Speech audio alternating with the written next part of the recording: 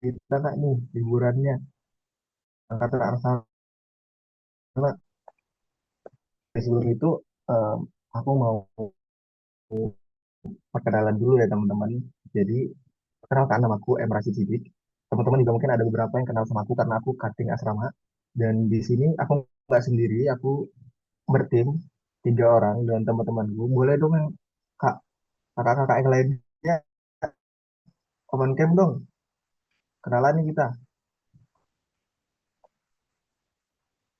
Halo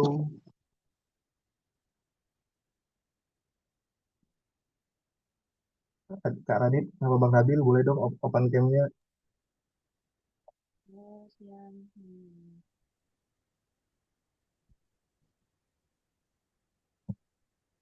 Nah, itu salah satu tim kami ya guys yang menjadi PIC PPKN. Itu ada Kak Radita,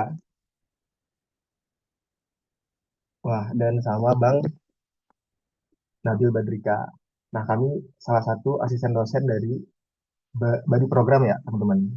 Gitu. Ada yang mau disampaikan?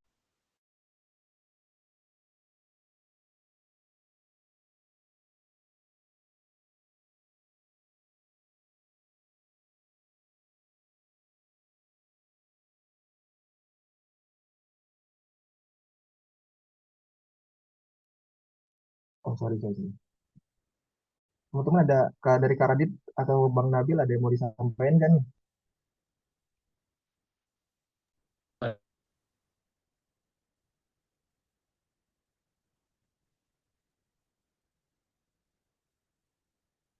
Oh,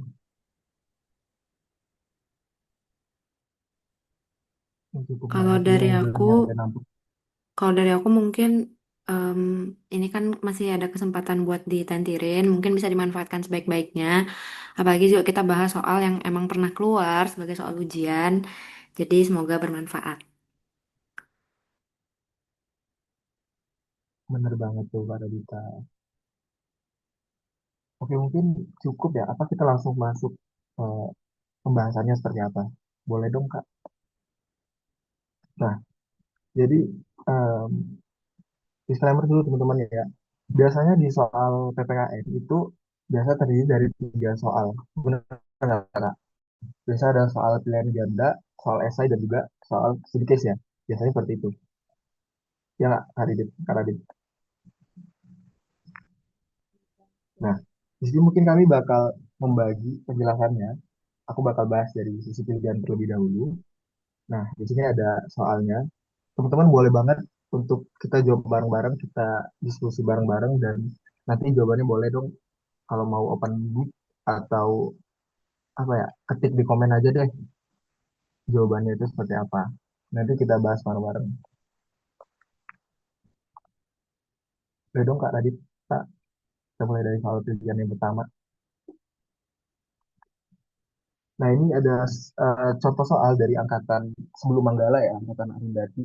Nah, di sini teman-teman, setelah kami lihat dari aku dan tim lainnya, kami melihat bahwa RPS teman-teman itu sedikit berbeda dengan RPS yang ada pada angkatan kami. Jadi kami melakukan sedikit penyesuaian tentang beberapa soal yang sebelumnya itu di angkatan kami nggak ada, tapi di angkatan kalian itu ada. Benar banget. Jadi ya berbeda RPS-nya. Jadi kami melakukan penyesuaian ulang untuk menunjang pembelajaran kalian. Oke, kita masuk ke soal pertama ya. Soal pertama, dokumen perencanaan yang disusun kementerian atau lembaga untuk periode 5 tahun adalah A. RPJM Nasional, B. Renja Kementerian atau Lembaga, C. Renstra Kementerian atau Lembaga, dan D. KPJM. Boleh dong teman-teman yang tahu jawabannya atau mau jawab komen di bawah, komen. Ayo, aku kasih waktu 15 detik untuk teman-teman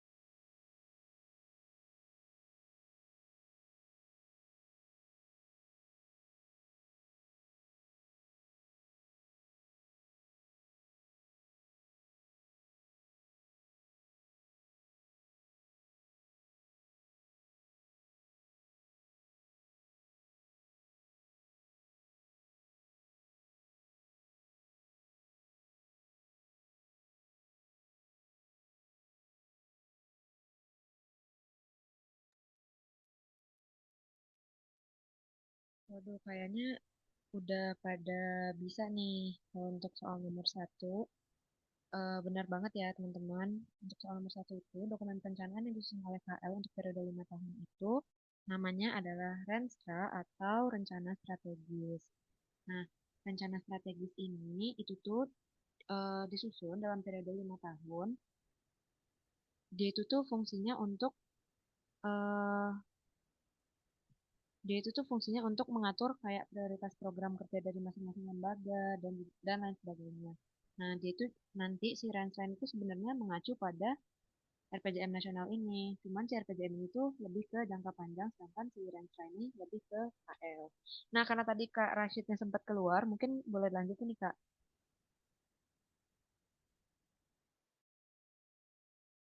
Mohon maaf ya teman-teman, ini emang sinyalnya tidak mendukung banget. Oke, oke benar Mbak Radit dan serah kementerian lembaga. Di sini kalian harus teliti banget di soalnya teman-teman dokumen perencanaan yang disusun kementerian atau lembaga periodenya 5 tahun. Jawabannya adalah Renstra. Renstra itu rencana strategis yang disusun 5 tahun periode. 5 tahun maksudnya. Nah, kalau RPJ nasional itu juga dia disusunnya 5 tahun, tapi dia ditetapkan oleh presiden biasanya dan juga skalanya makro, skalanya nasional. Nah, kalau Renja, Kementerian Lembaga itu 1 tahun, 1 tahun periode, 1 tahun maksudnya. Dan kalau KPJM itu biasanya lebih dari 1 tahun. Gitu ya, cukup clear ya teman-teman. Mohon maaf mungkin apakah penjelasanku terlalu cepat atau gimana? Oke, kita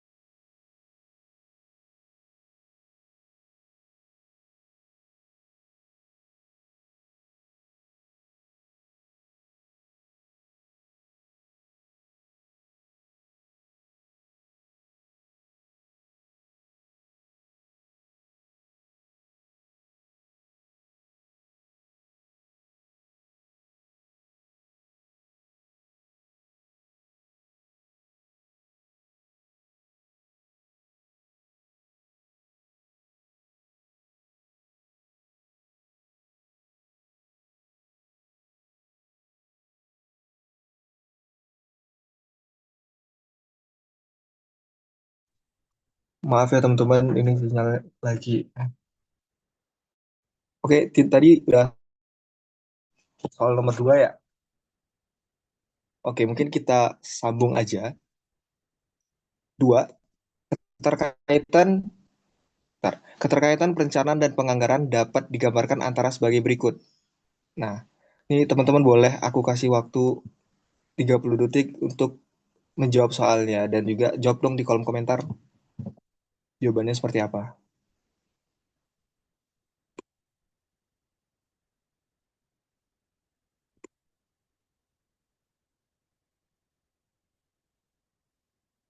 Oke,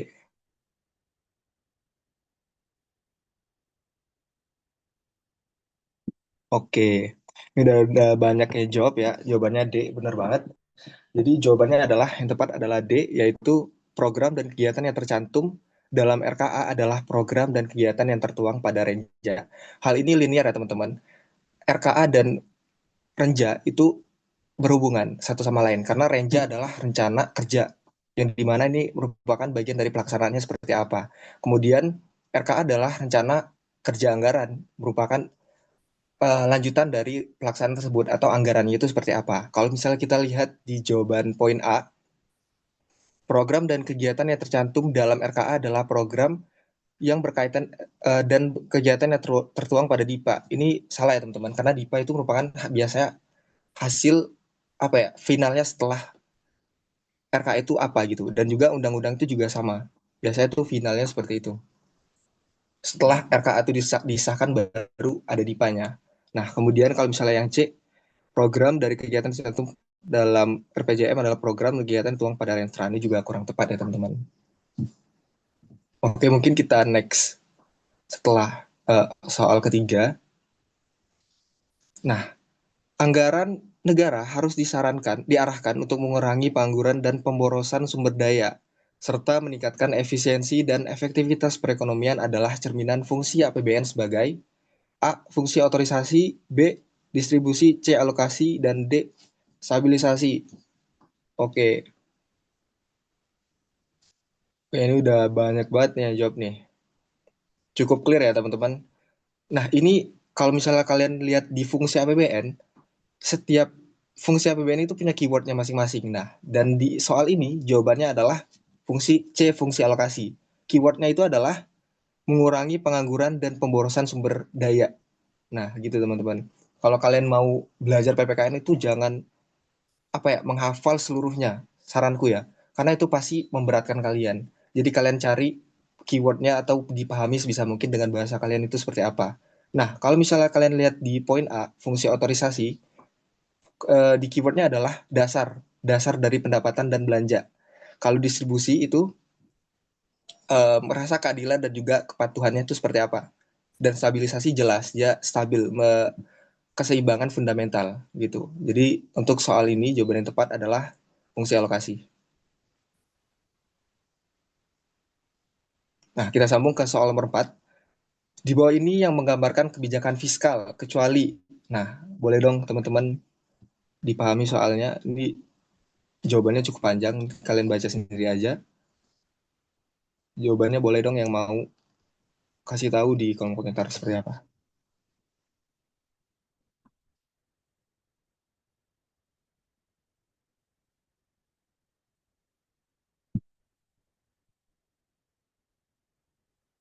Oke, ini udah ada yang jawab.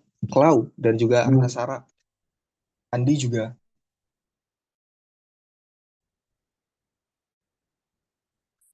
Jawabannya adalah B. Apakah jawaban tersebut benar? Oke, mungkin kita langsung bahas aja ya. Nah, di bawah ini yang menggambarkan kebijakan fiskal, kecuali berarti yang salah ya teman-teman.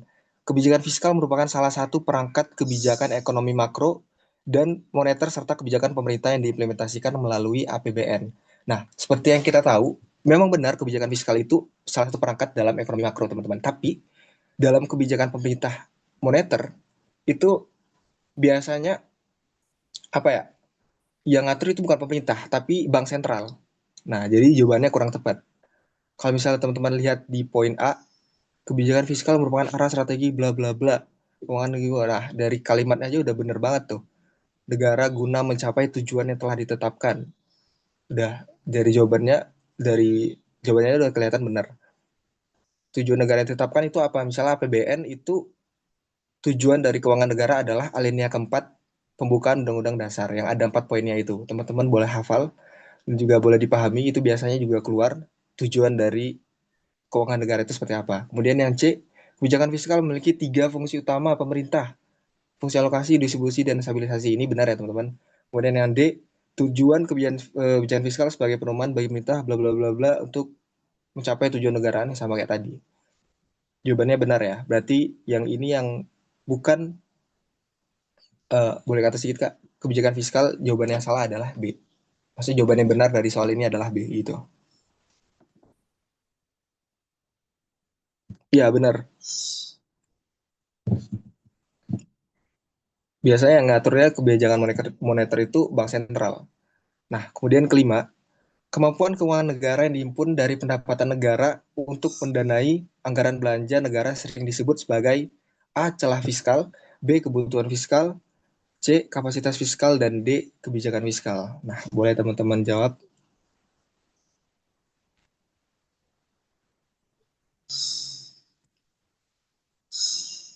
Ini ada Reno, Ansara, Sasa.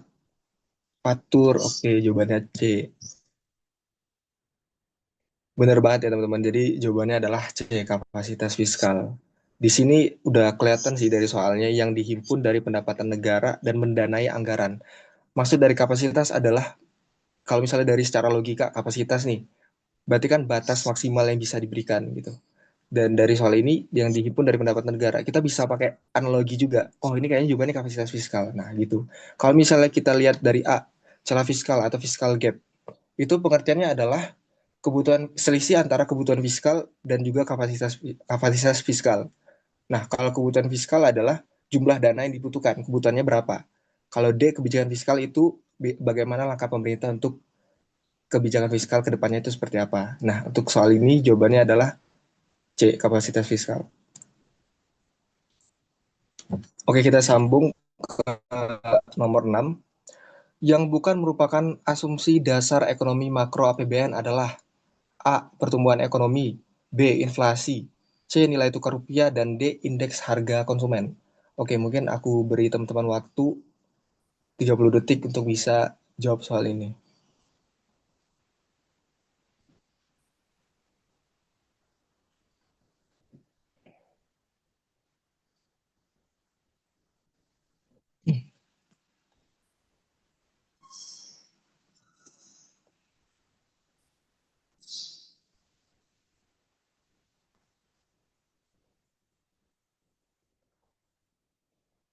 Oke, halo, kenapa? Nah, oke teman-teman, sebelumnya kita harus tahu dulu indikator-indikator dalam asumsi dasar ekonomi makro itu seperti apa. Itu biasanya disingkat ADEM biasanya. Nah, kalau ini sebenarnya materi yang ada pada semester 3 ekonomi makro, cuman gak apa-apa di sini di PPKN juga sempat disinggung juga tentang ekonomi makro bagaimana. Nah, indikator dari ADEM itu singkatku ada 7 atau 8 kalau nggak salah. Salah satunya adalah pertumbuhan ekonomi, inflasi, nilai tukar rupiah, suku bunga, minyak apa ya, fleeting minyak gas, minyak mentah, dan juga apa gitu. Banyak kalau nggak salah indikatornya. Nah, dari soal ini yang bukan dari indikator ADEM itu adalah D, indeks harga konsumen. Karena indeks harga konsumen itu merupakan indikator dari cara menghitung inflasi seperti apa. Bukan untuk dalam indikator dari ADEM. Karena ADEM juga mempengaruhi kebijakan fiskal dan juga postur APBN ke depannya. Jadi jawaban yang untuk soal ini adalah yang D, indikator harga konsumen. Teman-teman kalau misalnya mau tanya, boleh banget di kolom komentar, nanti kita diskusi dan bahas bareng-bareng lagi. Cukup ya? Mau lanjut ke soal setelahnya? Oke, kita sambung ke soal nomor 7 ya. 7. Apabila Dewan Perwakilan Rakyat tidak menyetujui rancangan undang-undang sebagaimana diatur dalam pasal 15 ayat 6, maka udah banyak kali yang jawab nih. Oke, kita kasih waktu 30 detik deh untuk soal ini.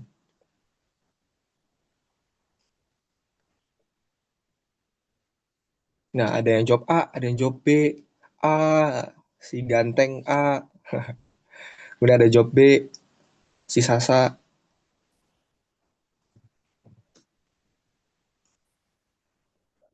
Oke, untuk soal ini teman-teman harus tahu sih. At least bisa paham lah maksud dari pasal 15 ayat 6 itu seperti apa. Nah, di pasal 15 ayat 6 ini aku bacain aja ya.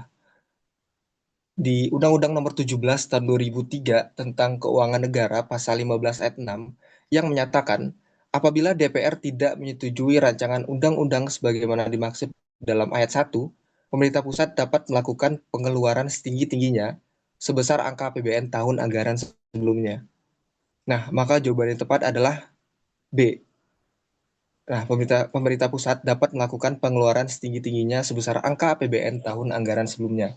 Misalnya nih, aku sebagai pejabat satker misalnya pengen em, pengeluaran kami itu misalnya dia 3 miliar, 3 triliun gitu. Cuman DPR ternyata tidak menyetujui RUU tersebut. Nah, berarti kami dapat melakukan pengeluaran itu setinggi-tingginya dari APBN tahun sebelumnya. Misal tahun sebelumnya itu ternyata 2,5 triliun. Maka itu pengeluaran batas maksimal yang dapat diberikan kepada kami itu seperti itu. Gitu ya analoginya teman-teman. Cukup jelas kah? Oke, kita sambung ke soal nomor 8. Pendapatan APBN terdiri atas kelompok pendapatan di bawah ini, kecuali A. Pajak, B. Retribusi, C. PNBP, dan D. Hibah. Gimana tuh?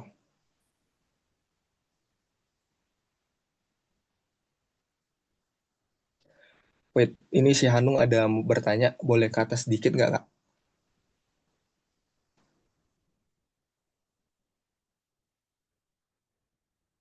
Bedanya, apa tuh? Wait, bedanya sama C apa, Kak? Oh, ini sama aja ini. Emang, oh pengeluaran. Kalau ini kan belanja ya, pengeluaran. Jadi, kalau misalnya di undang-undang tadi bilangnya melakukan pengeluaran setinggi-tingginya. Kalau misalnya yang poin C tadi, dia bilangnya belanja. Pengeluaran dan belanja itu beda ya. Oke, untuk nomor 8, jawabannya adalah B, retribusi. Karena pendapatan APBN ya teman-teman. Jadi pendapatan itu ada tiga komponennya. Pendapatan pajak, pendapatan penerimaan negara bukan pajak atau PNBP, dan juga pendapatan hibah. Nah, kalau retribusi itu dia masuk ke dalam pendapatan daerah atau APBD. Nah, gitu ya. Retribusi itu em, imbalan hasil dari pemerintah daerah atas jasa atau barang yang diberikan. Nah, gitu. Jadi untuk soal ini, jawaban yang tepat adalah B, retribusi. Oke, kita sambung ke soal nomor 9. Berikut ini merupakan pengelompokan belanja negara berdasarkan klasifikasi ekonomi, kecuali A. Belanja pendidikan, kesehatan, infrastruktur, B. Belanja pegawai barang dan modal, C. Belanja bantuan sosial, bunga utang, dan modal, dan D. Belanja modal, subsidi, dan hibah. Oke, boleh teman-teman yang mau jawab di kolom komentar untuk jawaban soal nomor 9.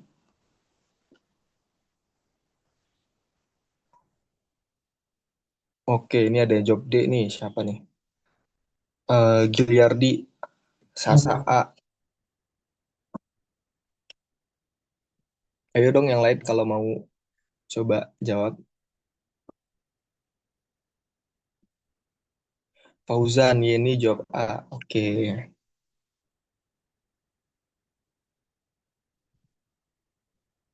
Oke, benar ya teman-teman. Jadi jawabannya adalah A. Belanja pendidikan, kesehatan, dan infrastruktur. Karena pertanyaannya adalah berdasarkan klasifikasi ekonomi, kecuali pendidikan, kesehatan, dan infrastruktur itu termasuk ke dalam pengelompokan belanja di bagian fungsi. Nah, fungsi itu maksudnya adalah kita melakukan pelayanan kepada masyarakat. Contohnya kayak pendidikan, kesehatan, infrastruktur, dan lain sebagainya. Nah, kalau misalnya berdasarkan klasifikasi ekonomi, itu ada 8 komponen kalau nggak salah. Pegawai, barang, modal, bantuan sosial, bunga utang, subsidi, hibah, dan lain sebagainya. Itu komponen dari klasifikasi ekonomi. Ada juga pengelompokan belanja, itu berdasarkan organisasi. Dia berdasarkan ekonomi, fungsi, dan juga organisasi. Organisasi itu seperti apa ya? Bagaimana satker atau lembaga tersebut mengelompok, membelanjakan pengeluarannya seperti apa, seperti itu. Oke, kita sambung ke nomor 10 ya. Nah, ini masih berkaitan tentang belanja. Berikut ini merupakan belanja pemerintah pusat bagian anggaran, kementerian negara atau lembaga, kecuali A. Belanja subsidi, B. Belanja pegawai, C. Belanja barang dan jasa, D. Belanja modal. Oke, teman-teman boleh jawab soalan nomor 10 ini.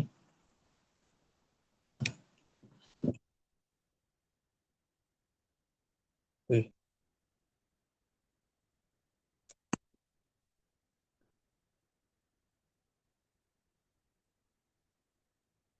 gak apa-apa guys, jawab aja di kolom komentar. Kita bahas bareng-bareng. Oke, ada Fatur D. Belanja modal. Menarik.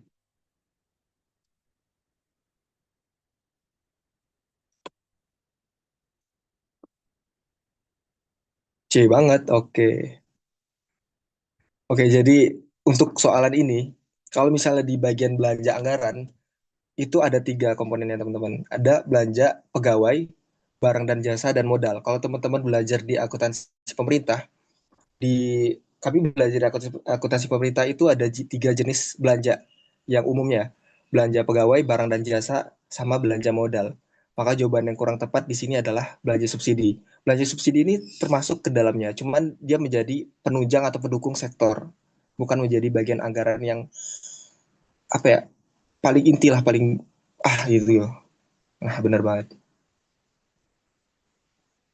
Kalau misalnya kalian belajar di akuntansi pemerintah nih, ASP semua ya kebetulan ya, atau ada teman-teman yang dari prodi lain di akuntansi pemerintah itu, kalian akan belajar tentang belanja ini seperti apa dan juga jurnal-jurnalnya seperti apa. Karena di belanja belanja ini dia akan masuk di bagian jurnal anggaran ya kalau nggak salah Kak Radita dan Bang Nabil.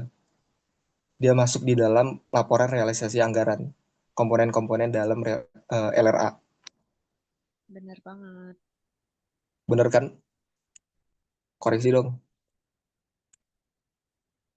Oke. Bener Ya, banget. Fun. Bener kok. Oke, kita sambung.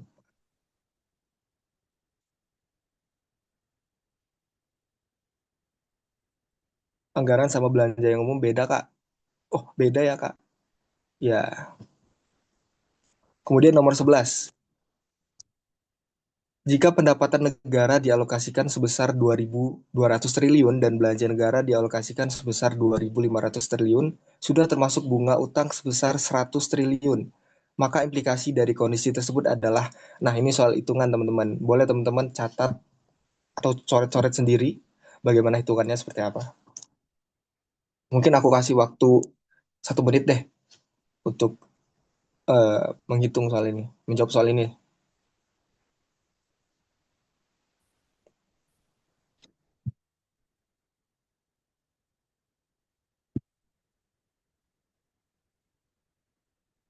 Oke, ini udah ada banyak banget yang jawab B. Davatur jawab A. Sasa.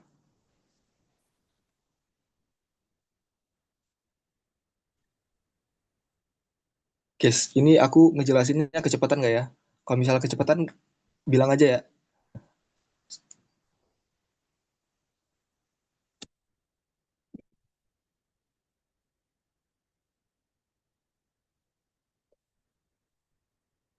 B, ada jawab B semua nih kayaknya nih.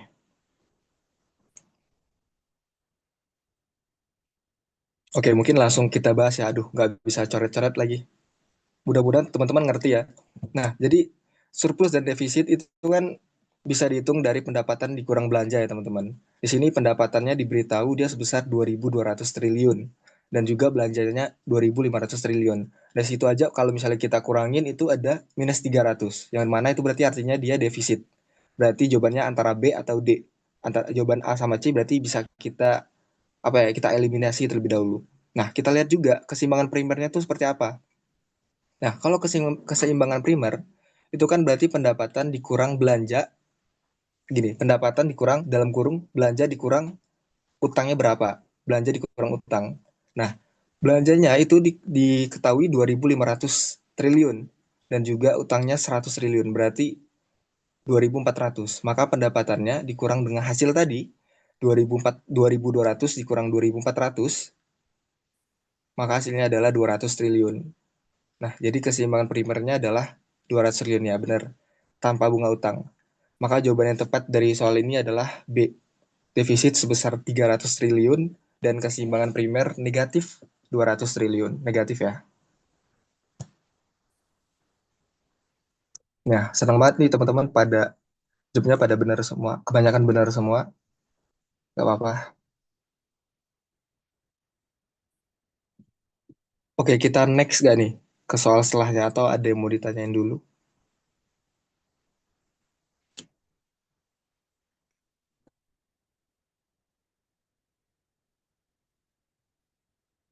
Belum, Mas.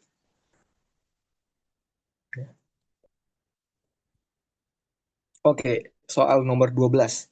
Setiap pejabat dilarang melakukan tindakan yang berakibat pengeluaran atas beban APBN atau APBD jika A. Anggaran untuk membiayai pengeluaran tersebut tidak tersedia. B. anggaran untuk membiayai pengeluaran tersebut belum disetujui oleh DPR atau DPRD. C. Anggaran untuk membiayai pengeluaran tersebut tidak tersedia dan atau tidak cukup tersedia. D. Anggaran untuk membiayai pengeluaran tersebut tidak tersedia dan atau anggaran untuk membiayai pengeluaran tersebut belum disetujui oleh DPR atau DPRD. Nah, boleh teman-teman coba dijawab soal ini gimana dan bisa di komen.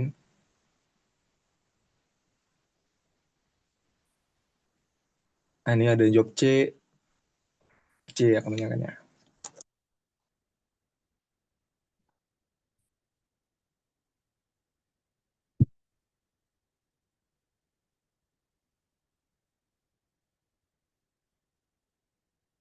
Oke, kita bahas aja ya. Jadi jawaban untuk soal ini adalah C. Jadi anggaran untuk membiayai pengeluaran tersebut tidak tersedia atau tidak cukup tersedia.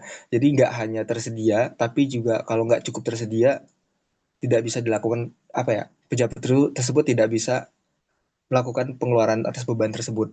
Misalnya nih, em, aku sebagai pejabat Satker misalnya, em, punya anggaran itu diberikan 2.500 triliun. Contohnya kayak tadi lagi. Nah, aku mau beli, oh nggak usah deh, terlalu gede, angkanya terlalu gede. Misalnya analoginya kecil aja. Misalnya aku dikasih 10.000. Terus aku mau beli pena, satu pak 12.000. Nah, kalau gitu kita nggak bisa dong mau beli penanya. Karena dana yang diberikan itu cuma 10.000. Nah, itu maksud dari tidak cukup tersedia tadi. Nah, kita nggak bisa melakukan pengeluaran. Kita cuma bisa melakukan pengeluaran sebesar 10.000. Nah, atau kalau tidak tersedia, ya jelas ya. Misalnya kita mau beli tapi uangnya nggak didanai. Ya gimana mau melakukan pengeluaran gitu ya. Oke, mungkin kita sambung ke soal nomor 13. Dokumen yang dijadikan dasar pelaksanaan dan kegiatan Satker dan dasar pencairan dana oleh kuasa bun adalah A. SP2D, B. POK dan kontrak, C. DIPA, dan D. KAK.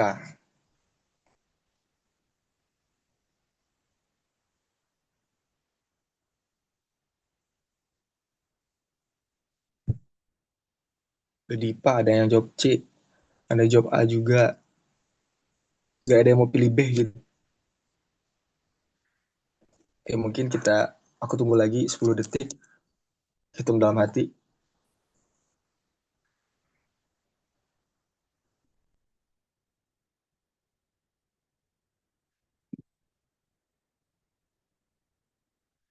Nah, ini soalnya cukup mengecoh ya teman-teman. Kalau teman-teman lihat dokumen yang dijadikan dasar pelaksanaan. Kalau misalnya untuk dijadikan sebagai dasar pelaksanaan dalam pencairan dana itu jawaban yang tepat adalah DIPA, daftar isian pelaksanaan anggaran. Nah, kalau misalnya SP2D, dia memang benar menjadi apa ya?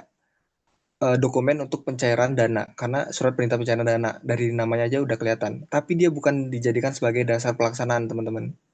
Yang dijadikan dasar pelaksanaannya adalah DIPA. Nah, kalau misalnya kalian lihat poin B, petunjuk operasional kegiatan atau POK, ini lebih ke arah dokumen detail-detail dari DIPA itu seperti apa. Nah, dan kerangka acuan kegiatan itu bagaimana mekanisme dan juga pelaksanaannya seperti apa. Kakak, gitu ya. Jadi jawaban yang tepat adalah C, DIPA. Ini cukup mengecoh sebenarnya soalnya. Oke, mungkin kita sambung ke soal ke-14. Pejabat atau pihak yang berwenang melakukan pengujian atas surat permintaan pembayaran SPP dan dokumen terkait adalah A. KPA, B. Kuasa Bun, C. PPSPM, dan juga yang D. Bendara Pengeluaran. Nah, boleh teman-teman coba pikirkan dan juga jawab.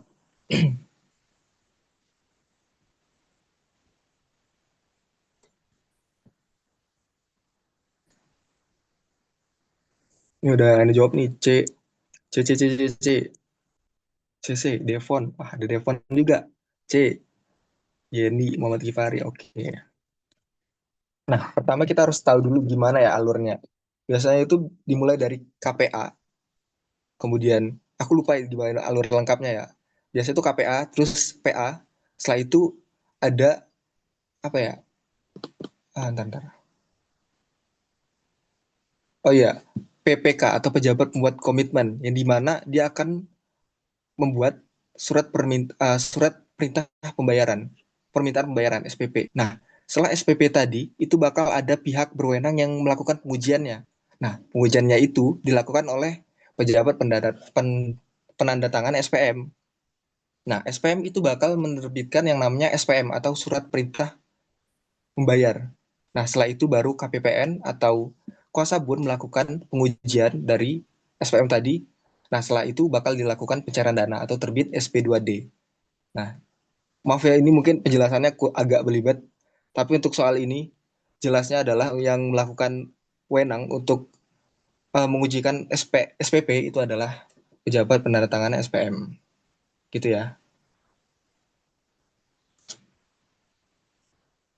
Nah, kita sambung ke soal nomor 15.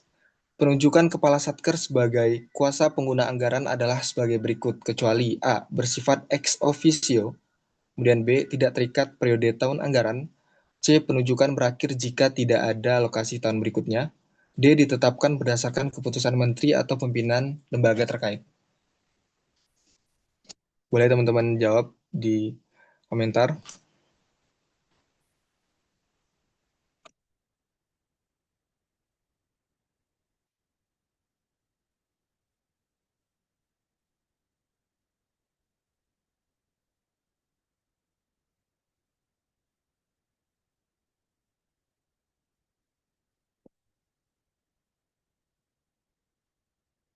Oke, oke mungkin langsung kita bahas aja. Jadi jawaban yang tepat untuk soal ini adalah D. Ditetapkan berdasarkan keputusan menteri atau pimpinan lembaga terkait. Karena Kepala Satker sebagai kuasa pengguna anggaran, itu dia nggak ditetapkan berdasarkan keputusan menteri, teman-teman. Tapi berdasarkan dari bagaimana situasi lapangannya itu seperti apa. Nah, kalau misalnya lihat di poin A bersifat ex officio, itu benar. Karena misalnya nih, aku sebagai Kepala Satker, otomatis aku juga menjadi salah satu kuasa pengguna anggarannya. Itu maksud dari ex officio. Struktural gitu. Kemudian yang B, tidak terikat periode tahun anggaran. Ini benar juga. Misalnya nggak ada yang gini. Aku sebagai pejabat tadi itu nggak ada batas. Misalnya harus 5 tahun, 2 tahun, 3 tahun. Tidak ada batas seperti itu. Sampai kita menjadi pejabat, sampai kapanpun kita juga menjadi kuasa pengguna anggaran. Kecuali misalnya ada pergantian pejabat atau permutasian. Nah, itu baru baru kita nggak menjadi KPA lagi. Itu maksudnya. Kemudian yang C, penunjukan berakhir jika tidak ada alokasi tahun berikutnya. Kalau misalnya kita sebagai pejabat satker, tapi nggak dikasih anggaran, gimana kita mau buat apa ya? Buat pengeluaran kita aja nggak dikasih anggaran gitu. Berarti kita nggak bisa menjadi KPA juga gitu. Gitu ya, maaf mungkin belibet. Kita sambung ke nomor 16. Yang bukan merupakan tugas dan wewenang pejabat penandatanganan surat perintah membayar adalah, nah, boleh teman-teman jawab.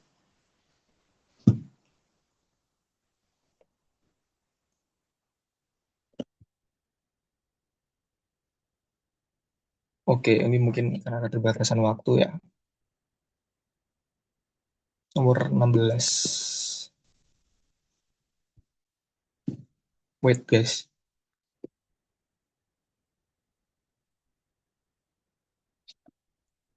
Nah, oke. Yang bukan ya, pertanyaan adalah yang bukan tugas dan wewenang dari PPSPM adalah B. Menerbitkan surat penunjukan penyedia barang atau jasa.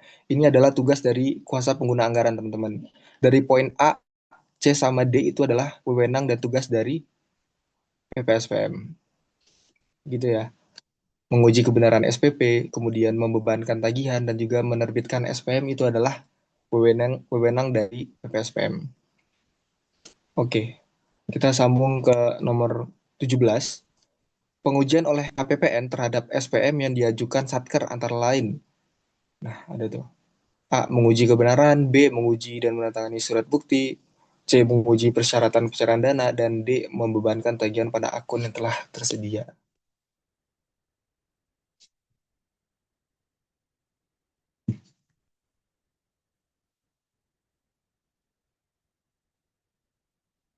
Ada Yeni sama Cindri, jawab C. Oke, mungkin langsung aja ya. ini adalah KPPN sebagai kuasa bun ya. Maka dia itu memiliki hak untuk menguji persyaratan pencairan dana, teman-teman. Seperti yang aku bilang tadi, itu urutannya dari langsung aja misalnya dari pejabat pembuat komitmen terbit SPP, kemudian SPP dilakukan pengujian oleh PPSPM. Nah, PPSPM itu buat dokumen yang namanya SPM, surat perintah pembayaran. Nah, SPM tadi bakal diuji oleh KPPN dan terbit SP2D. Nah, itu menguji persyaratan pencairan dana. Ini dilakukan oleh KPPN terhadap SPM. Nah, kalau misalnya poin A menguji kebenaran SPP beserta dokumen pendukung. Ini tugas dari PPSPM. Dan juga yang B bukti tagihan. Nah, ini juga PPSPM ya. Dan yang D membebankan tagihan pada akun telah disediakan juga PPSPM. Ini kayaknya soal nomor 16 cuman kebalikan yang ditanya adalah KPPN-nya gitu. Oke, kita langsung masuk ke soal nomor 18. Pembayaran langsung adalah, nah, pembayaran langsung. Coba teman-teman jawab.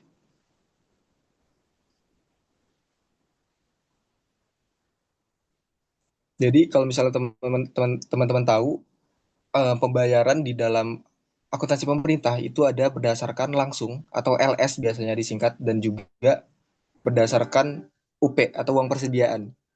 Nah, ada langsung dan juga uang persediaan. Nah, definisi dari pembayaran langsung itu seperti apa? Mungkin kita langsung jawab aja ya. Jawabannya adalah C. Pembayaran yang dilakukan langsung oleh kuasa bun kepada penerima hak. Jadi dia langsung dari bun kepada penerima haknya. Kalau misal UP itu dia itu biasanya melalui bendahara pengeluaran. Nah, kalau misalnya kalian belajar itu gimana ya mekanismenya seperti kas kecil. Kalau misalnya kalian tahu di akuntansi itu ada namanya petty cash.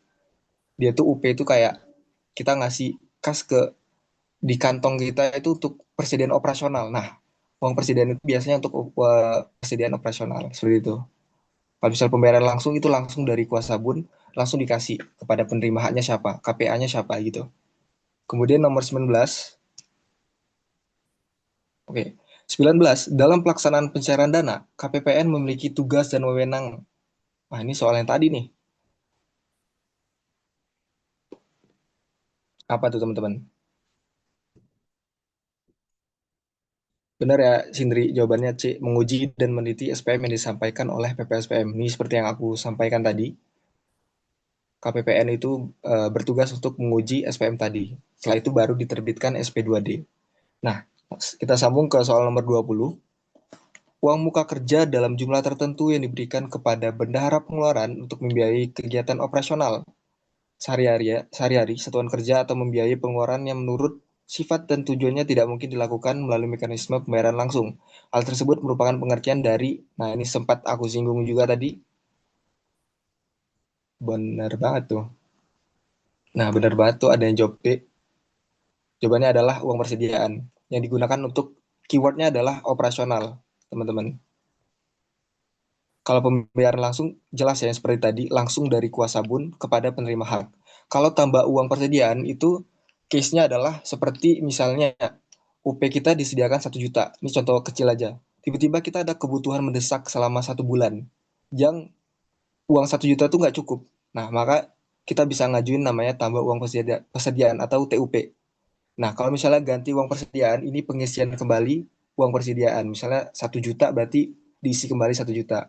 Ini sistemnya kayak petty cash, kalau kalian tahu. Gitu ya.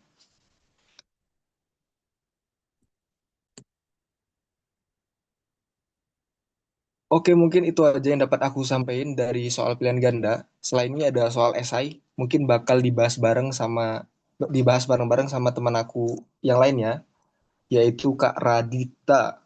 Oke, Kak Radita, boleh dong on cam dan juga bahas bareng-bareng soal esai ini sama teman-teman angkatan Arsana. Oke, mungkin tunggu ya, aku share screen ulang. Aku siapin slide untuk menjawab si soal esai.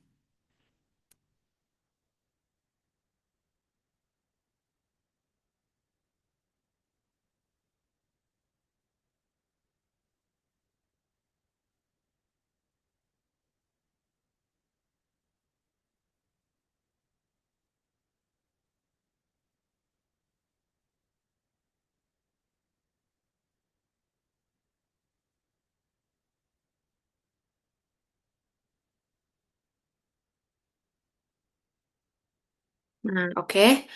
Jadi di soal esai itu kita langsung aja masuk ke soal yang pertama.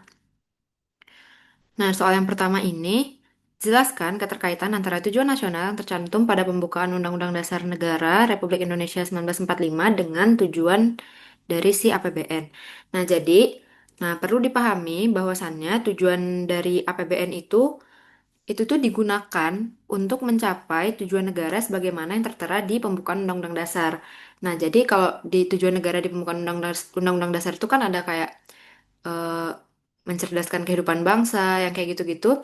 Itu tuh untuk guna mencapai tujuan-tujuan itu diperlukan alokasi-alokasi dana yang bersumber dari APBN. Kayak gitu. Kalau misalnya ada yang kurang jelas, boleh dipotong aja atau di kolom chat. Oke, mungkin aku lanjut dulu ke soal yang nomor 2, yaitu ini tentang jelaskan yang dimaksud dengan hak dan kewajiban negara yang dapat dinilai dengan uang. Nah, di mana di sini tuh merujuk ke Undang-Undang Nomor 17 Tahun 2003. Nah, jadi teman-teman itu perlu hafal yang namanya paket Undang-Undang Keuangan Negara. Nah, kalau aku nggak salah ingat itu tuh ada tiga. Mungkin yang tahu boleh tulis juga di kolom komentar atau kolom chat. Ada Undang-Undang Nomor 17 Tahun 2003, 1 2004 tentang Perbendaharaan Negara, sama 15 Tahun 2004. Nah, tapi untuk hak dan kewajiban negara itu sendiri merujuk ke Undang-Undang Nomor 17 Tahun 2003, di mana pengertiannya itu adalah kalau hak itu pendapatan yang diperoleh dan memiliki nilai uang. Jadi hak itu tuh kita memperoleh pendapatan gitu. Kalau misalnya hak itu juga hak negara itu jadinya untuk dia memperoleh pendapatan itu gimana sih caranya biar negara itu dapat pendapatan? Ya udah itu tuh ada di postur APBN di bagian pendapatan negara itu ada pendapatan pajak misalnya. Nah, jadi negara berhak untuk memungut pajak, mengedarkan uang dan melakukan pinjaman untuk memperoleh pendapatan. Sama analoginya tuh sama kayak kita perlu uang, ya udah kita bisa eh, kerja supaya dapat uang atau kita bisa minjem uang kayak gitu. Itu nanti uangnya itu akan jadi hak kita atau pendapatan kita. Nah, terus kalau kewajiban negara itu adalah pengeluaran yang harus dibayar oleh negara untuk membiayai kegiatan pemerintahan dan pelayanan publik. Nah, negara itu kan menyediakan fasilitas ya untuk masyarakat ataupun untuk kita lah contohnya. Nah, jadi itu tuh belanja-belanja negara itu sebenarnya bagian dari kewajiban negara. Nah, kewajiban negara itu ada utamanya itu adalah menyelenggarakan pemerintahan sama pelayanan publik. Nah, pelayanan publik kayak misalnya apa? Kayak misalnya fasilitas ada di puskesmas. Itu dia menyediakan pelayanan publik misalnya. Contohnya kayak gitu. Nah, terus untuk soal yang nomor 3, gambarkan struktur kekuasaan pengelolaan keuangan negara sehingga terlihat jelas siapa yang bertindak sebagai CEO, CFO, kuasa CFO, COO, dan kuasa COO. Nah, ini mungkin aku nggak gambar, cuman aku jelaskan dalam satu kalimat ringkas saja. Mungkin kalau bagannya juga teman-teman udah tahu dan bisa bayangin bahwasannya untuk struktur kekuasaan pengelolaan keuangan negara atau PKN, presiden itu tetap sebagai pemegang kekuasaan utama. Nah, presiden sebagai CEO, ibarat presiden itu bosnya lah di pengelolaan keuangan negara. Nah, tapi kan presiden nggak mungkin kerja sendiri dong. Jadi si presiden ini memberi kuasa ke si menteri teknis. Menteri teknis itu siapa? Menteri teknis itu selain menteri keuangan, dia itu bertindak sebagai COO atau Chief. Kalau aku nggak salah ingat adalah Chief Operational Officer kalau nggak salah. Jadi dia selain menteri keuangan. Nah, selain ke menteri teknis itu sejajar nanti posisinya sama si menteri keuangan. Nah, menteri keuangan ini tuh Chief Financial Officer. Ibarat dia itu kayak bendahara lah di struktur kekuasaan itu. Nah, jadi menteri teknis itu tuh gunanya sebagai pengguna anggaran, sedangkan si menteri keuangan itu sebagai pengelola fiskal. Nah, di bawahnya menteri teknis itu ada kepala satker sebagai kuasa COO, sedangkan di bawah menteri keuangan itu ada kepala KPPN atau Kantor Pelayanan Perbendaharaan Negara kalau nggak salah. Nah, kayak gitu. Kalau misalnya ada yang bingung, boleh ditanya lewat chat ya. Oke, jadi aku ulangin lagi. Kalau misalnya kekuasaan pengelolaan keuangan negara itu bosnya atau pemegang kekuasaannya itu adalah presiden sebagai CEO, diberikan kekuasaannya kepada menteri teknis sebagai COO atau operasionalnya, dan juga diberikan kepada Menteri Keuangan sebagai CFO atau F-nya itu financing. Jadi dia melaksanakan kebijakan fiskal atau pengelola fiskal. Kayak gitu. Oke, next soal nomor 4. Tiga pendekatan dalam menyusun rancangan APBN atau RAPBN. Nah, pendekatan menyusun RAPBN itu ada tiga. Ini based on materi aja. Yang pertama, dia ada penganggaran terpadu. Penganggaran terpadu itu, dia itu proses perencanaan, penganggaran, untuk menghasilkan dokumen-dokumen dari si APBN itu tuh diintegrasikan lah supaya sesuai dengan klasifikasi. Misalnya kayak klasifikasi belanja tadi ada yang sesuai fungsi, ada yang sesuai anggaran, ada yang sesuai organisasi. Nah itu jadi dia itu penganggaran terpadu kayak misalnya belanja dibedakan berdasarkan fungsi. Jadi ada belanja buat pendidikan, belanja buat kesehatan kayak gitu. Nah, terus ada penganggaran berbasis kinerja. Dia itu memperhatikan eh, pendanaannya itu dikaitkan juga sama output yang diharapkan. Dan dia memperhitungkan efisiensi juga di sini. Supaya kaitannya itu dengan kinerja itu sehat lah, kinerja anggarannya itu sehat lah. Jadi misalnya dia punya anggaran, itu tuh udah dirancang gimana biar memenuhi si output yang diharapkan dan bisa membantu masyarakat. Nah, kalau KPJM atau kerangka pengeluaran jangka menengah, itu tuh berdasarkan kebijakan dan pengambilan keputusannya itu menimbulkan implikasi anggaran dalam jangka waktu yang lebih dari 1 tahun anggaran. Ini lebih ke hafalan sih. Dan ini juga keluar udah di 2 tahun kalau nggak salah di angkatan 2023-2024 soal ini keluar. Oke, kalau jenis belanja Nah, terus balik ke soal yang kelima, yaitu... Oh, bentar. Aku tuh ini nomor 6 dulu ya. Jelaskan perbedaan antara belanja barang dan belanja modal, serta berikan contoh masing-masing untuk kedua jenis belanja tersebut. Nah, jadi kalau belanja pemerintah itu tuh ini di baik di PPKN ataupun di praktik pemerintahan yang nantinya kita akan belajar akuntansi pemerintah juga, itu tuh belanja pemerintah itu dibedakan menjadi kurang lebih sebenarnya ada 4, cuman di sini aku cantumin cuma 3. Yang pertama ada belanja operasional. Belanja operasional itu tuh terdiri dari pegawai, barang dan jasa, subsidi, belanja bunga, belanja hibah, belanja bansos. Nah, cuma nanti itu dibagi ada yang itu tuh kewenangan pemerintah pusat, ada yang kewenangan pemerintah daerah. Cuman di sini belanja operasional mungkin umumnya yang masih dipelajarin mungkin itu adalah belanja pegawai, barang dan jasa sama eh udah ya belanja pegawai sama barang dan jasa. Nah, terus belanja modal. Nah, belanja modal itu beda ya sama belanja operasional. Kalau belanja barang dan jasa itu masuknya ke operasional, tapi kalau belanja modal itu dia stand alone sendiri. Jadi, kalau untuk belanja modal sama belanja barang dan jasa itu bedanya apa sih? Nah, kalau belanja barang dan jasa, dia itu eh, memperoleh barang dan jasa, tapi manfaatnya itu kurang dari 1 tahun. Contohnya kayak ATK atau misalnya kayak jasa bersihin taman kayak gitu, yang manfaatnya itu kurang dari 1 tahun anggaran. Nah, kalau misalnya belanja modal, itu tuh untuk memperoleh barang dan barang juga, tapi yang manfaatnya itu panjang atau lebih dari 1 tahun. Nah, itu nanti namanya adalah aset tetap. Contohnya itu kayak contoh belanja modal itu kayak misalnya eh, pemerintah beli mobil atau rumah sakit beli ambulan itu masuknya ke belanja modal karena itu kan termasuknya ke mesin dan mesin itu kan nanti nggak bakal cuma 1 tahun kepake kan, pasti dia itu jangka panjang.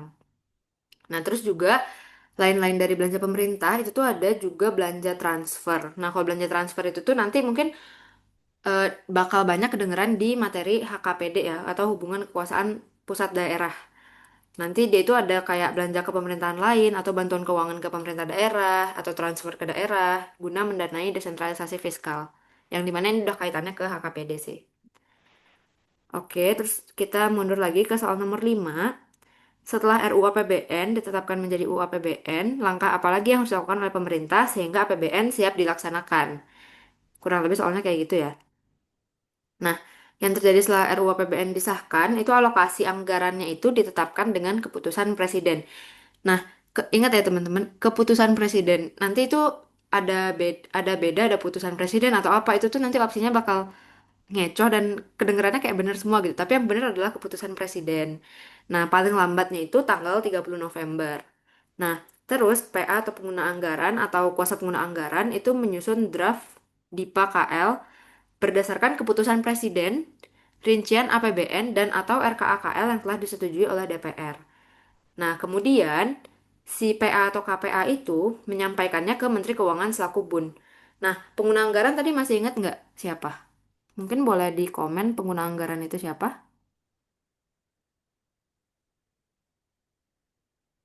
Oke, Radit bilang pengguna anggaran itu Menkeu KL. Ada yang bilang KL, ada yang bilang Menkeu. Oke. Nah, jadi sini aku mau meluruskan lagi biar juga teman-teman ingat juga kalau pengguna anggaran itu adalah menteri atau KL selain Menteri Keuangan.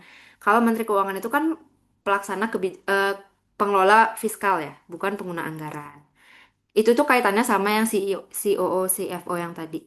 Oke.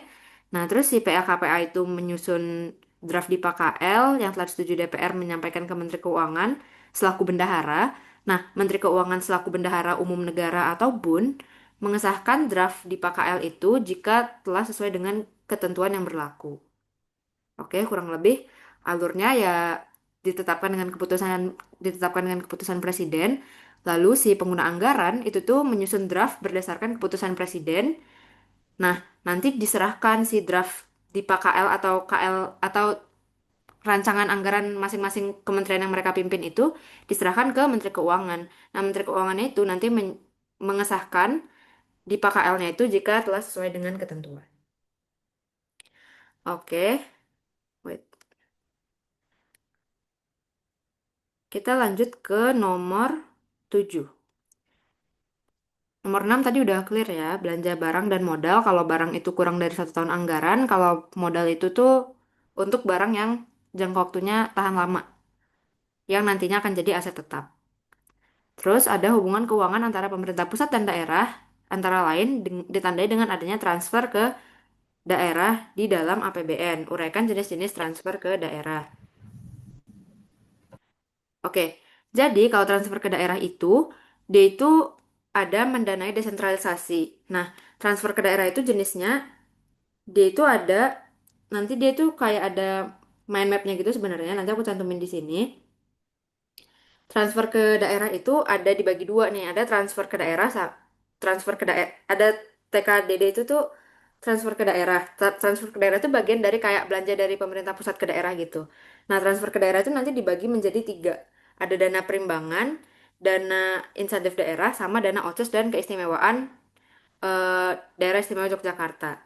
Nah, tapi selain transfer ke daerah, dari pemerintah pusat ke daerah itu juga ada yang namanya nanti dana desa. Cuman karena pertanyaannya di sini transfer ke daerah itu apa aja, jadi jawabannya itu ada dana perimbangan, dana insentif daerah, sama dana otonomi khusus atau keistimewaan yang dimiliki oleh Jogja.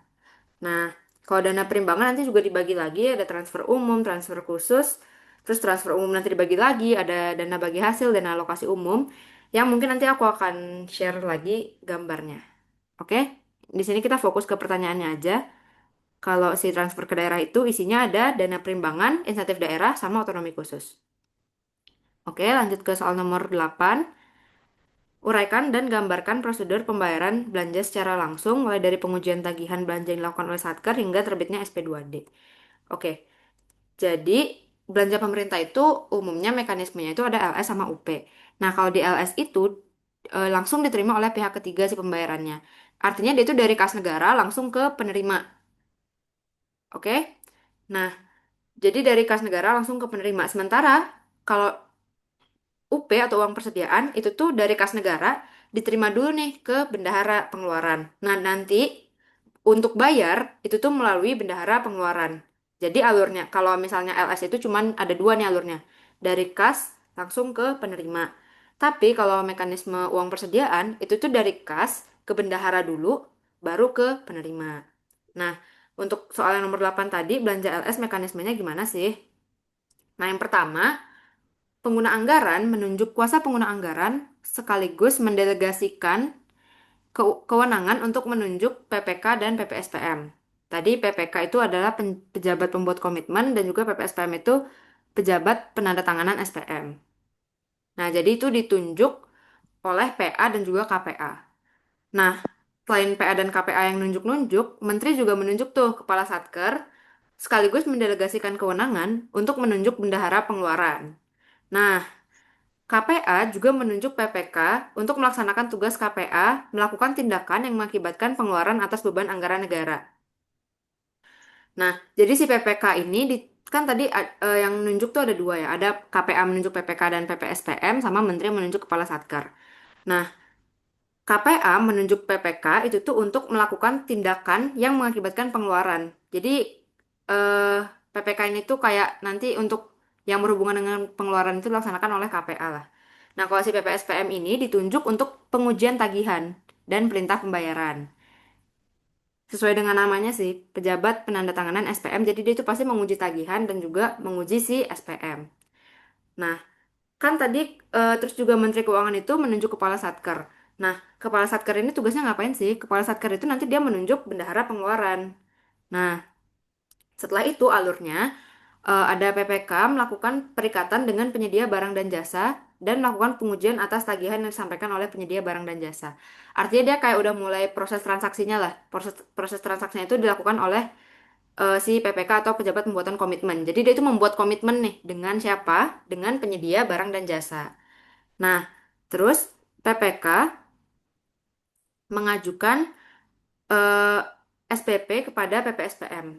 SPP itu adalah surat perintah pembayaran kepada PPSPM.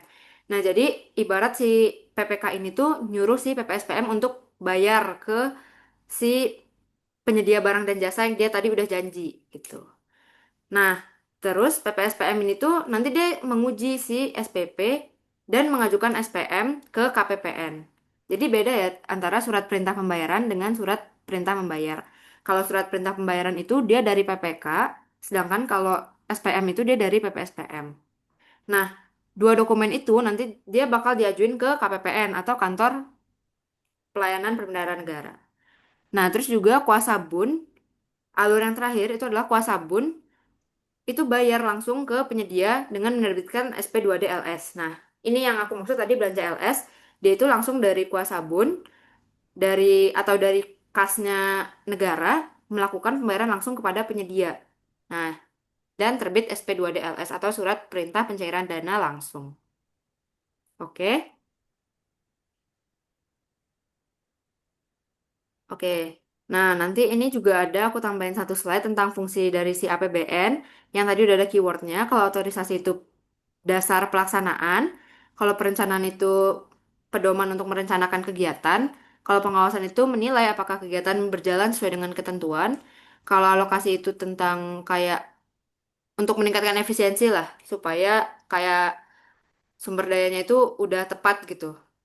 Dia nggak boros dan sesuai dengan apa yang sudah dianggarkan. Kalau distribusi itu tentang rasa keadilan sama kepatutan, terus kalau stabilisasi itu dia mengupayakan keseimbangan dari si perekonomian.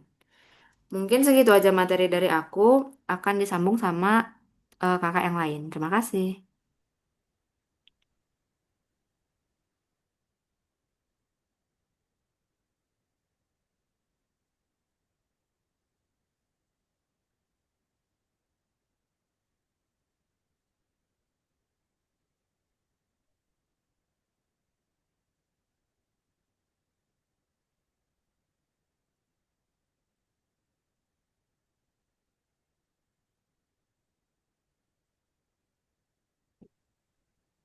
Ini layar udah kelihatan belum?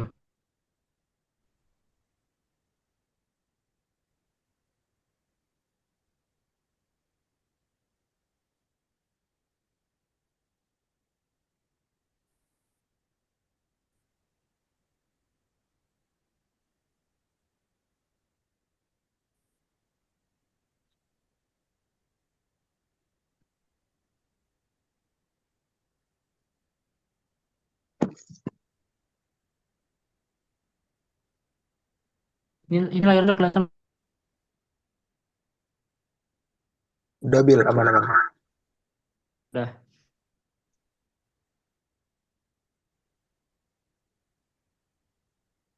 Eh, ini di sini tuh aku ngambil dari soal soal mini kasus. Yang pertama tuh ada hitungan soal di sini tuh kita dikasih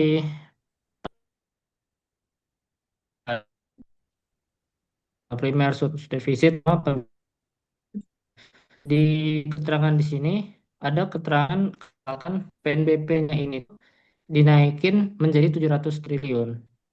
Nah, lalu belanja negaranya itu diturunkan kan awalnya belanja negara ini kan 3.621 triliun ya. Nah, itu tuh diturunin menjadi 3.400 triliun. Jadi, ini udah nurut sama ini. PDB-nya ini ribut. Nah, terus pertanyaannya adalah dengan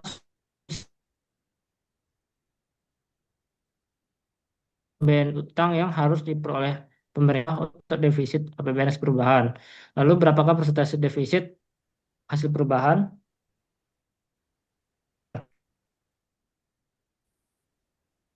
Nanti ya, sorry.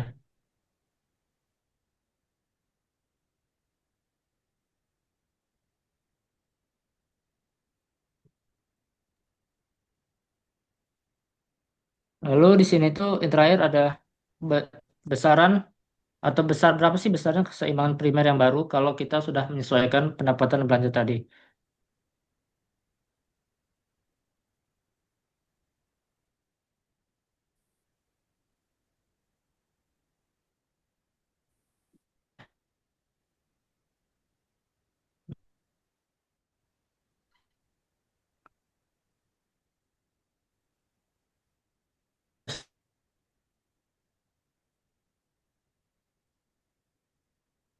Suaraku kedengeran nggak?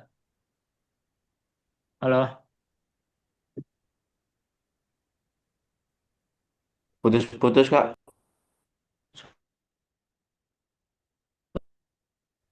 terus nih, kecil ya. Sekarang gimana? Belum. Gak jelas.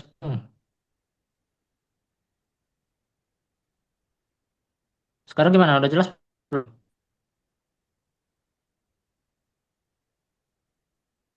Masih putus-putus, damn. Putus.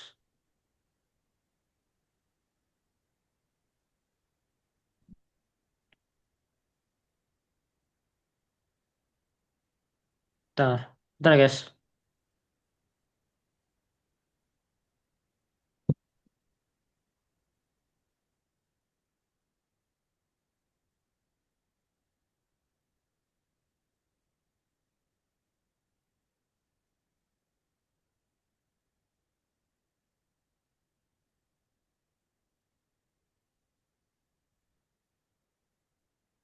Tes, tes, satu, dua, tiga. Udah ini belum? Udah jelas belum? Putus.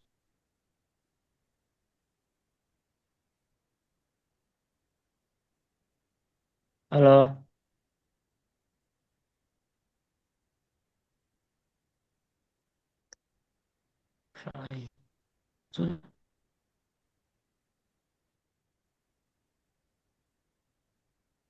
Masih ini kah? Masih putus-putus kali? Ah,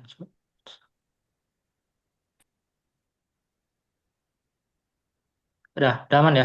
Oh, berarti aku kan off cam aja biar ini, biar koneksinya stabil. Nah, jadi di, duh, oh. Jadi di sini tuh aku nambahin angka baru aja. Jadi kayak penyesuaian gitu. Kan PNBP-nya ini itu kan dari 513 triliun jadi 700 triliun ya. Nah, di sini. Lalu belanja ini kita ubah menjadi 3.400. Nah, 3.400. Lalu untuk pendapatan negaranya yang itu berapa sih kira-kira? Ya berarti kita tahunya itu yang 2.410 ini kita tambahin sama 700 lalu ditambah sama 0,58. Jadi kita jangan pakai angka yang 3.004 karena itu tuh angka lama. Jadi ini tambah ini gitu. Nah, nanti hasilnya itu dapat pendapatan negaranya itu sekitar 3191,49 triliun.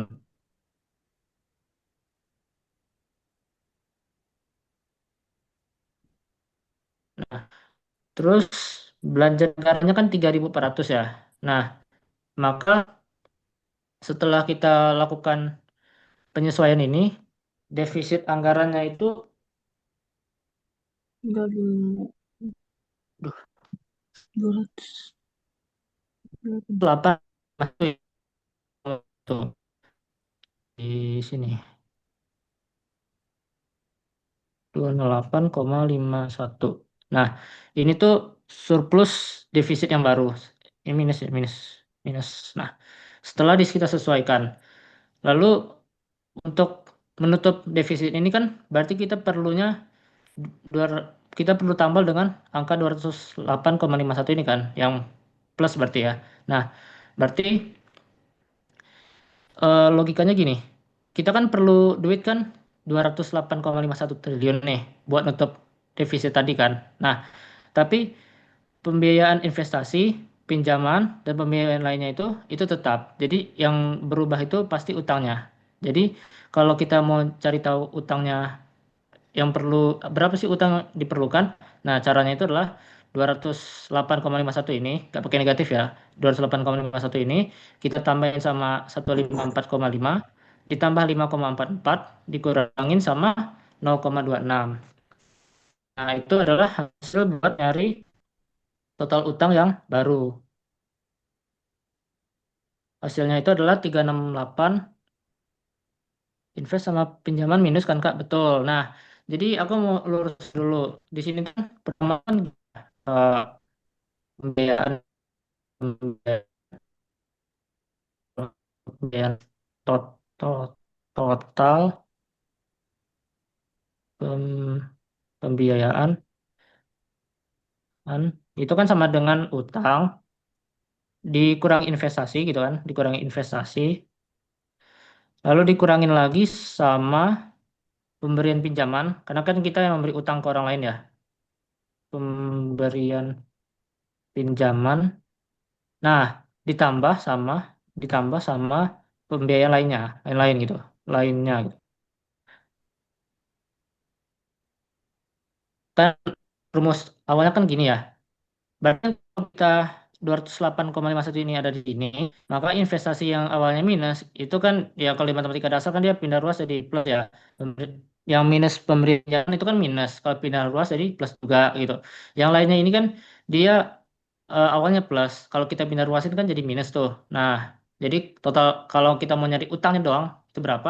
Ya berarti total pembiayaannya 208,51 ini ditambah sama 154,5 ditambah 0,44 dikurangi 0,26. Tadi tuh ada yang jawab di sini, ini benar ya. Hasilnya itu adalah kalau nih 368,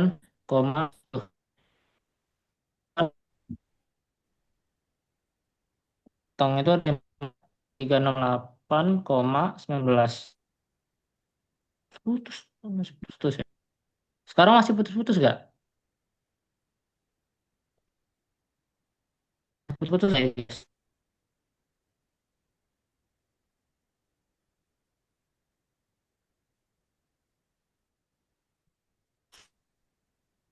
Masih masih putus-putus ya. Masih dikit kak. Aduh.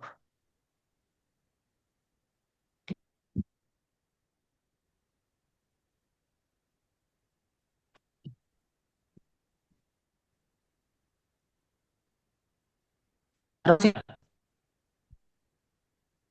di sini aku hujan guys, makanya ini makan sinyalnya jelek.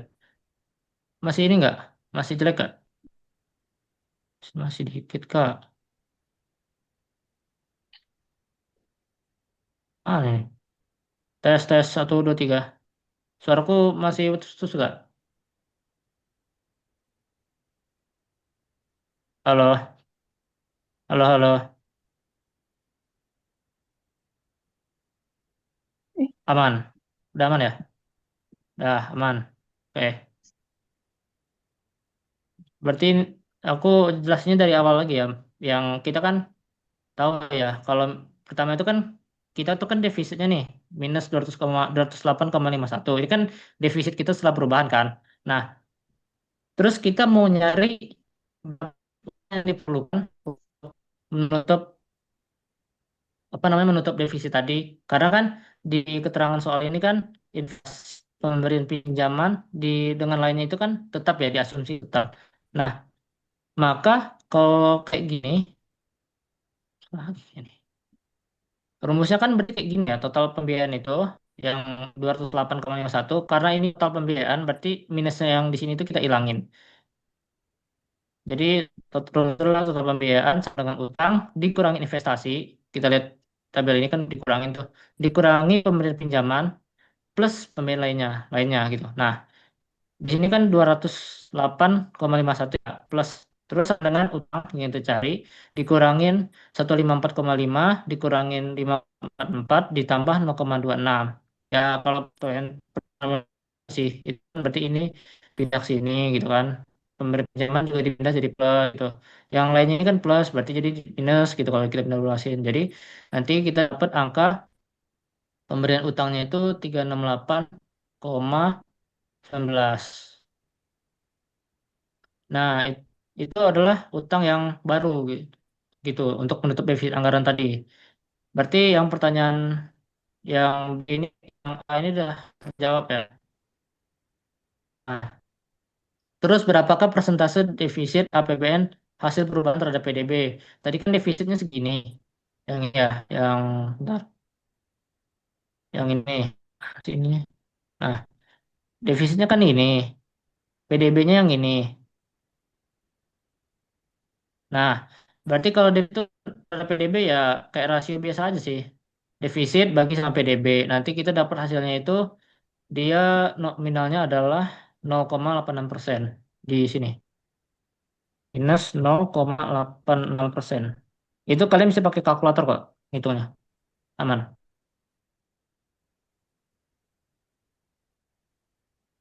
Nah, ini defisit yang baru. Terus pertanyaannya, berapakah keseimbangan primer? Oke, ya yang setelah penyesuaian. Keseimbangan primer itu kan rumusnya itu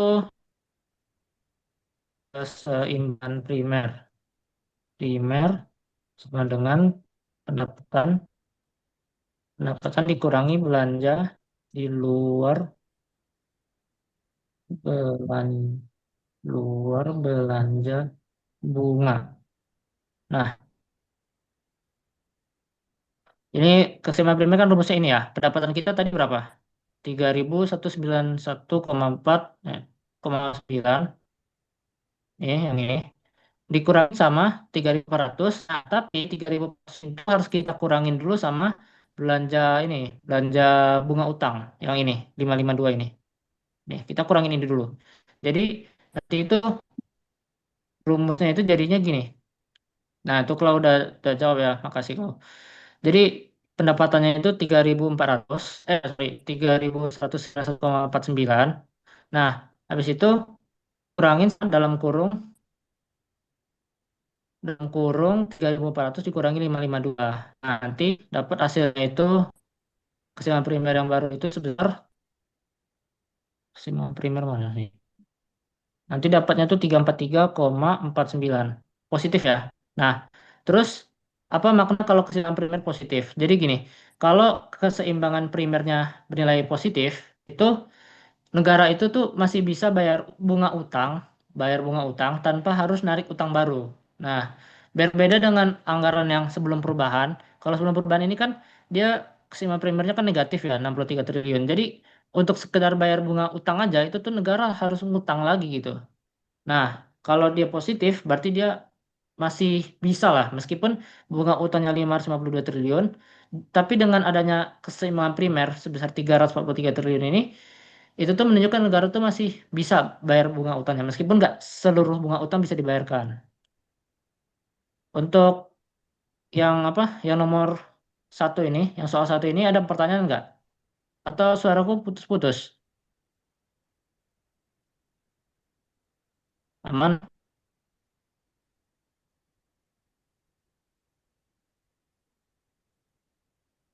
Belum paham, Pak. Belum paham yang mana? Bagaimana yang belum paham? Makna mana yang ini, yang keseimbangan primer ini?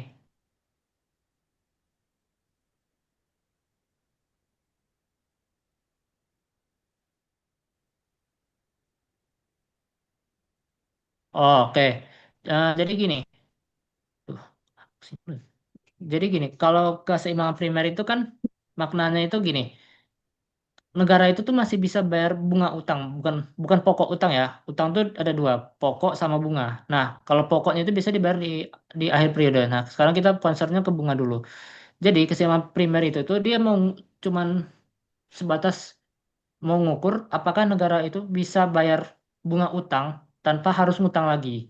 Nah, jadi kalau keseimbangan primernya positif, berarti negara itu masih bisa bayar bunga utangnya tanpa harus ngutang lagi. Kalau negatif berarti kebalikannya. Kayak contoh ini, yang perlu perubahan ini kan keseimbangan primer ini 2 triliun ya. Nah, berarti buat bayar bunga utang 2 triliun ini, itu negara harus ngutang lagi. Nah, lagi. Berbeda setelah penyesuaian. Setelah penyesuaian itu kan keseimbangan primer itu kan malah positif ya. Dan lumayan gede, 300 triliun.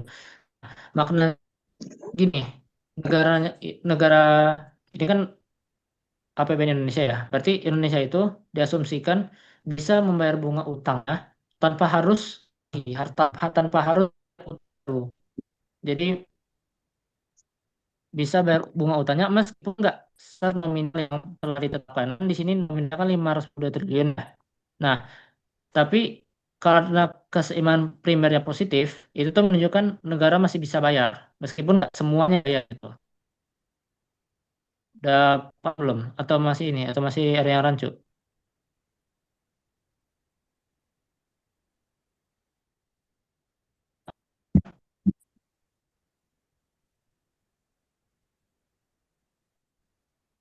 Kayak man, kayak clear ya. Jadi kalau gitu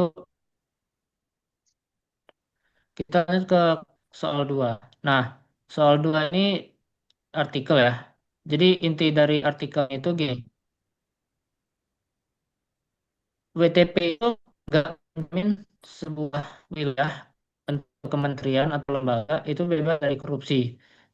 Nah, terus intinya dari kasus ini kan seperti itu bilangnya. Nah, lalu di soal itu ada 3 pertanyaan. Apa pencapaian opini terbaik BPK? Opini terus opini BPK diberikan berdasarkan pertimbangan apa saja? Lalu apabila dapat bukti permulaan sebagai indikasi penyimpangan apa yang paling tepat dilakukan oleh BPK. Jadi gini, sebelum aku jawab 3 pertanyaan ini, aku mau ngasih prolog dulu. Jenis audit itu ada 3 jenis audit. Audit ada 3. Yang pertama itu satu audit keuangan. Yang kedua itu audit kinerja. Yang ketiga itu audit investigatif. Aku nggak tahu kalian udah belajarnya atau belum. Tapi kalau kalian eh, pemeriksaan dengan tujuan tertentu, nah itu pemeriksaan audit investigatif. Sama kok artinya, beda kata aja. Gitu. Nah, jadi ada 3 nih, keuangan, kinerja, investigatif. Nah, BPK selalu apa ya, badan atau lembaga independen yang bersekutu negara bisa pakai 3 audit ini, tapi fokus dari BPK itu tuh ke audit keuangan yang ini.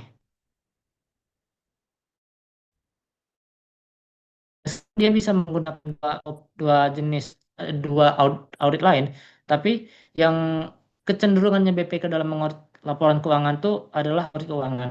Jadi gampang apa sih? Nah, jadi gini, harus itu gambarnya itu kita dikasih laporan keuangan nih. Kita mau melihat apakah laporan keuangan itu sudah disusun sesuai standar atau belum, sesuai dengan peraturan perundang-undangan atau belum, sudah sesuai SPI atau belum gitu. Nah, jadi kayak gitu. Konten BPK tuh ke audit keuangan. Nah, maka nomor yang B ini itu bisa dijawab. Jadi opini di BPK diberikan berdasarkan pertimbangan apa saja. Ya tadi yang pertama itu sesuai dengan standar yang berlaku. Nah, standar yang berlaku itu adalah SAP, Standar Akuntansi Pemerintah. itu harus sesuai dengan pertama.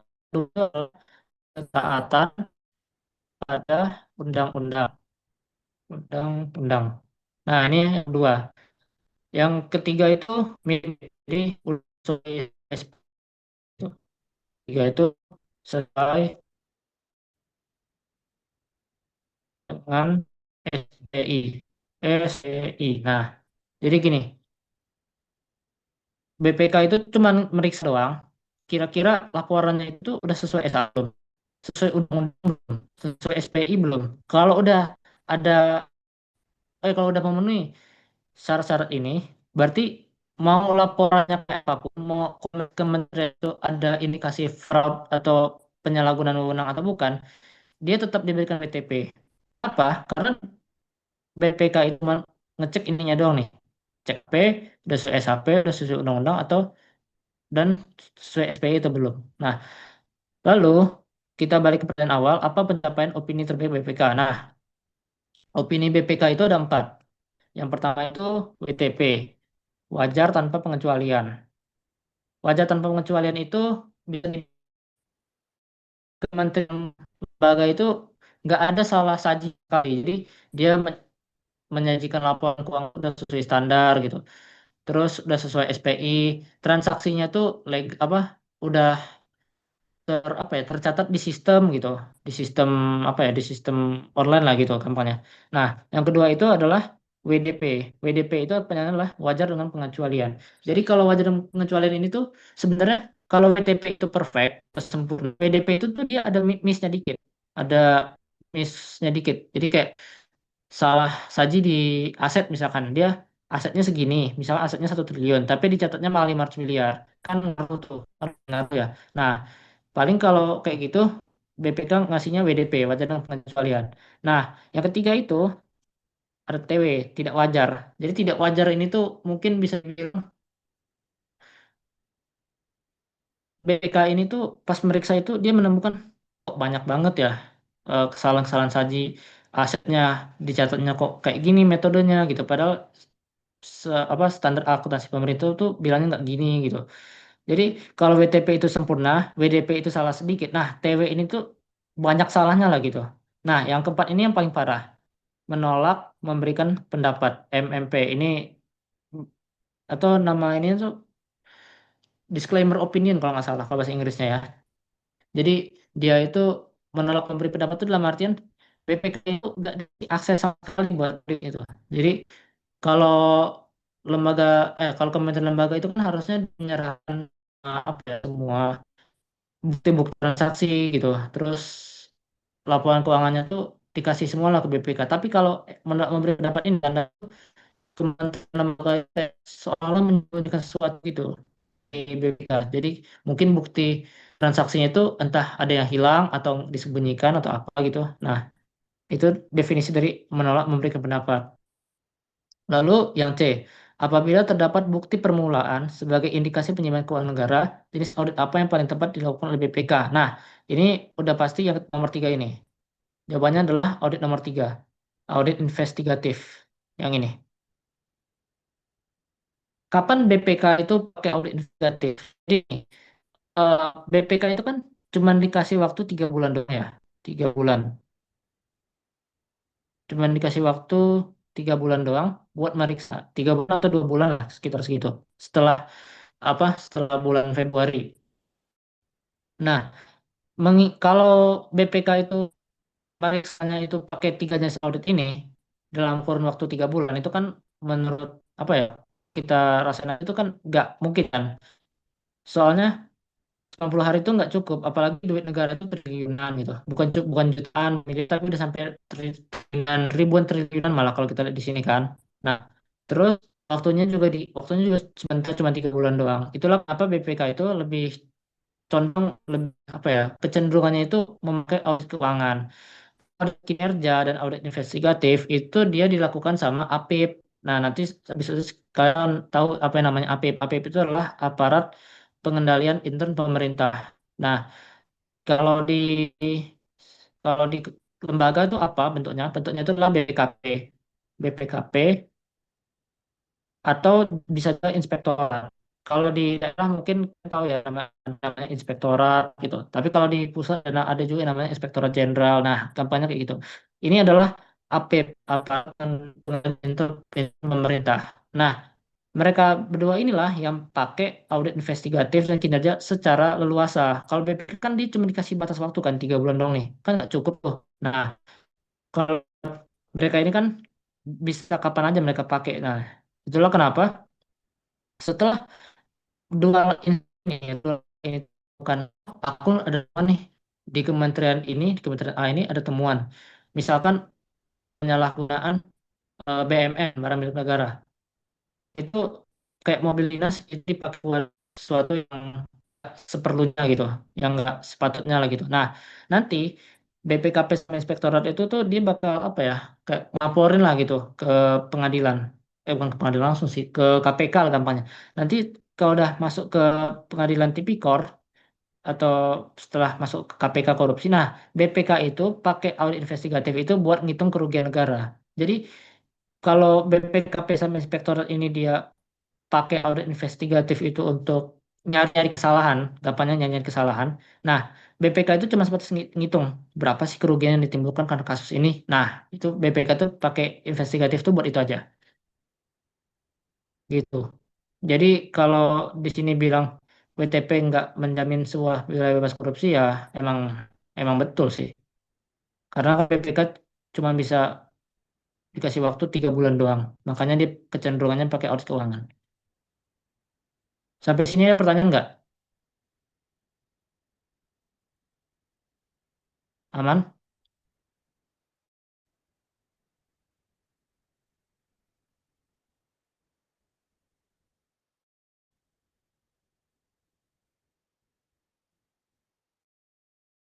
Kalau aman, suara aku kedengeran nggak?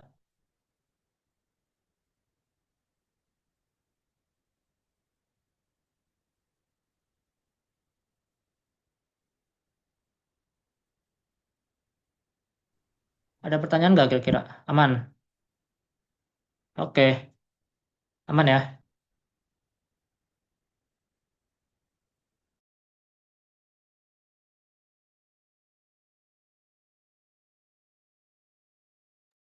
Kalau aman, nggak ada pertanyaan, mungkin aku udah udah aja ya share screen-nya dan mungkin bisa diambil lagi sama Kak Ocet atau Kak Radita.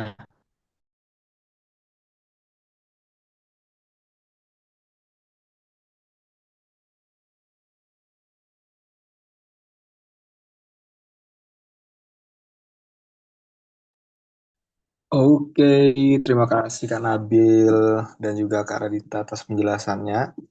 Oke, mungkin teman-teman yang mau bertanya, boleh dong kasih pertanyaannya.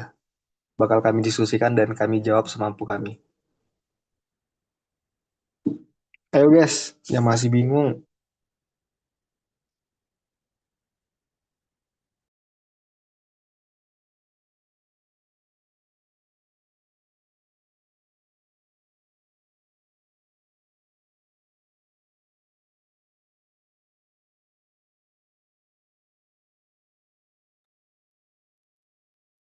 Izin Kak, recordnya. Oh bisa. Nanti di-share ya teman-teman. Recordnya bakal di-share kok.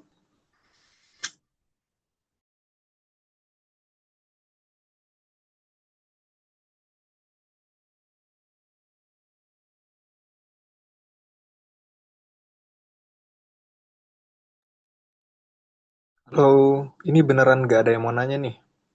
Atau mau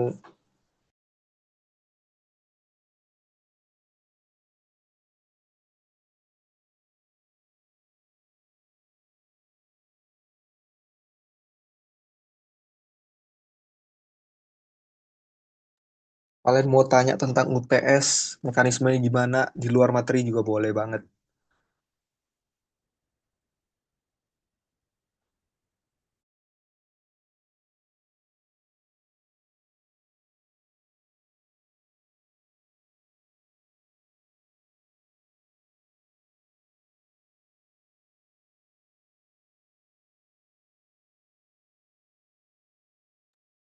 Kayaknya udah pada siap nih UTS-nya. Ya enggak? Mungkin udah pada siap ya, teman-teman. Ini udah siap ujian semua kayaknya ya. Udah jago semua Cid itu mah. Siap memasak PPKN.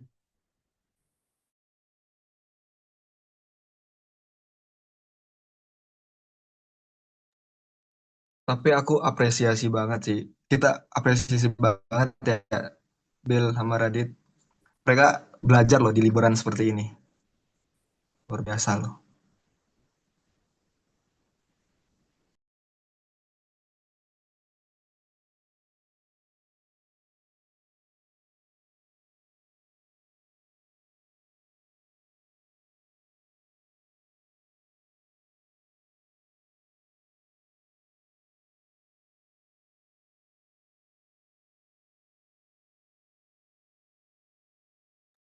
Oke, mungkin kita tunggu sampai sampai 45 lah ya. 3:45 teman-teman yang mau bertanya. Nah, tuh ada yang nanya tuh Nabil. Nabil namanya tuh.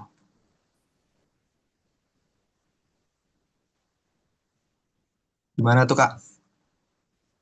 Bang Nabil dong jawab. Namanya Nabil juga tuh. Iya tuh, Kak Nabil jawab dong.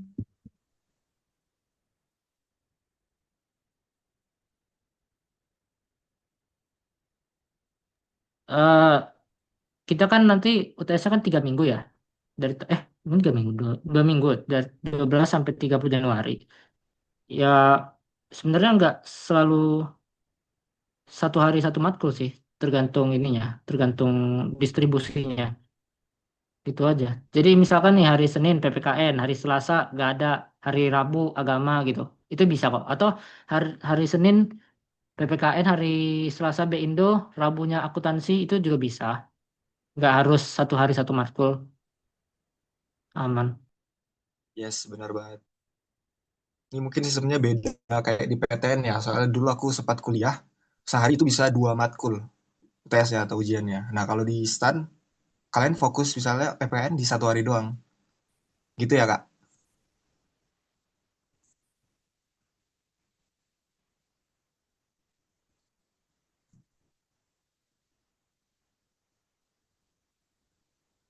Ada balasan baru.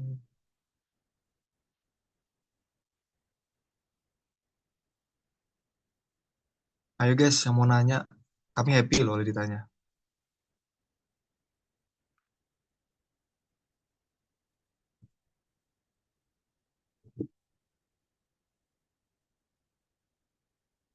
Mungkin aku sedikit cerita ya.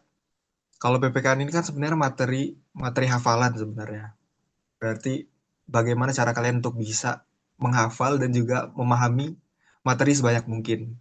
Kalau misalnya dari aku sih biasanya mungkin tips dari aku. Kalau aku dulu itu aku tuh ibaratkan seperti flowchart. Aku menghafalnya itu seperti bagan-bagan gitu. Jadi kayak ada akar-akarnya. Nah, atau juga bisa dibayangin kalau misalnya kalian ketemu soal, oh ini yang di PPT pertemuan satu kalau nggak salah. Nah, di recalling memori aku itu aku buka PPT pertemuan satu terus aku slide-slide gitu. Oh ini bagiannya ini. Nah gitu. Itu bisa salah satu contohnya gimana ya ngejelasinnya. Itu salah satu contoh aku menjawab soal seperti itu. Atau mungkin ada dari Kak Radit, Kak Radita, dan Bang Nabil tips nih belajar PPKN. Jadi kalau aku, ya sih, aku nyicil sih. Aku tuh orangnya ngafal banget soalnya. Jadi aku tuh nyicilnya lumayan lama kalau PPT.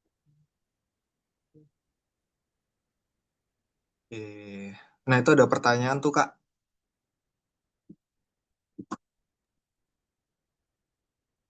Ya mungkin aku jawab pertanyaan Aji ya. Isi bertanya Kak, apakah ada minggu tenang seperti yang ada di PTN? Hmm, tenang dalam artian itu kalian tetap kuliah, tapi itu gak ada apa ya kegiatan yang mengganggu kegiatan perkuliahan kalian. Misalnya di pertemuan 7 itu pertemuan 7 itu bisa disebut minggu tenang. Minggu tenang itu bukan yang kayak full seminggu kalian gak kuliah, itu bukan seperti itu di sini. Tapi ada masanya juga seperti itu. Kayak kayak kami di semester 2 kemarin ada 1 minggu itu mungkin bisa dibilang libur lah. Nah, itu bisa dipakai untuk belajar. Ada kok minggu tenang di sini. izin bertanya Kak, kalau untuk materi pajak dan kepabeanan cukai Kakak ada nggak ya? Soalnya materi ini dosenku juga nggak ada materi yang sudah jadinya jadi kayak mungkin APBN dan lain-lain gitu. Kalau materi seharusnya tiap pertemuan ada sih. Mau itu materi pajak atau kepabeanan juga harusnya ada. Kalian kan baru sampai pertemuan 6 ya. Mungkin yang bea cukai itu di TM7 kali. Jadi tunggu ini aja, tunggu tanggal mainnya aja sih kalau menurutku ya.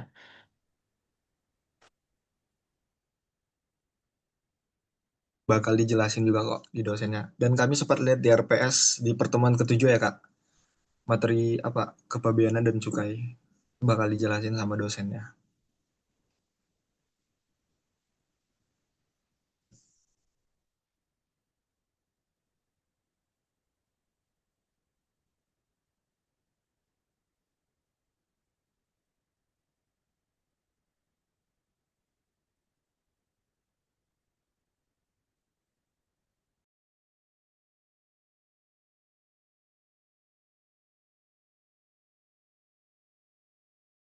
Izin Kak, kalau UTS apakah semua marker menggunakan folio ataukah memang diarahkan buat ngerjain apa nih? Ngerjain pakai laptop. Oh, tergantung matkulnya guys. Tergantung matkulnya. Ada yang kalau ujian tulis di kelas emang pakai folio, tapi kalau ujian ujian praktek sih, kalau zaman kita itu ya, zaman dulu tuh kan ada apa ya, ujian praktek. Nah itu ujiannya pakai laptop. Iya Matkul guys, benar. Jadi mostly ujian itu menggunakan folio, tapi kemarin di semester 1 itu matkul IKA. PTIK itu menggunakan Excel seingatku. Ada Excelnya, langsung jawab di Excel. Ya nggak sih guys? Seingatku gitu deh. Betul PTIK ya. betul. Matkul PTIK tuh kemarin jawabnya itu apa ya? Kalau nggak salah jawab di Excel ya. Lembar jawabannya LJU-nya di Excel.